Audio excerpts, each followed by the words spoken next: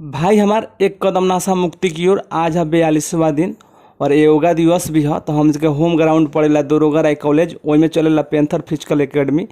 आज योगा के साथ साथ नशा मुक्ति पर भी चर्चा भइला, पूरा लड़का लड़की लोग के साथ है। और आगे के भविष्य में किस तरह नशा से लोग के बचावल जा, वही पर चर्चा भइला। तो वो सब पूरा वीडियो देखी। अभी के समय में मतलब जितना कंडीशन चलता है युवा पीढ़ी में, हमारे इस सोच बाटे कि 10 से 5 साल के बीच हर घर में सूखा नशा पहुंच जाए। सूखा नशा उसको बोलते हैं जैसे स्माइक और गांजा अफीम। तो वो लड़का लोग के ज्यादा रुझान बा। तो हमारे इस सोच बा कि ऐसे दूर करे के बाटे। नशा तो सब नशा बाबा के सबसे खतरनाक नशा खोजो बाटे तो सूखा नशा बाटे। तो एकरा से अपना सके जितना हमनी के जिम्मेवारी बनता है कि हमनी से युवा पीढ़ी हम युवा बानी सन, तो युवा लोग को अभी संभाल के रखे के बा। तो आए वाला समय बहुत भयानक स्थिति बाटे। हर घर में टच कर जाई नशा। तो हमनी के अभी से तैयार ना रहल जाई तो ये संभव नहीं है। और सर बानी लोग तो बहुत इन्हों लोग के सपोर्ट मिलता, तो हमसे जरूर एक दिन हमसे कामयाब होके सन। और कि हमारे ब्रजेश भैया एक वीडियो बना रहे हैं नशा मुक्ति का।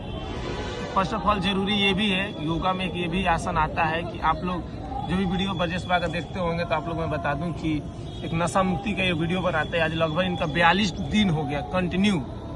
इतना ज्यादा प्रोग्राम, बारिश, बहुत सारे मतलब प्रोग्राम में जाते थे, लेकिन इनको ड्यूटी था कि रात भर जगेंगे, लेकिन सुबह में इनको एक वीडियो नशा मुक्ति का बनाना है। और ये 40-42 दिन से आज कंटिन्यू है।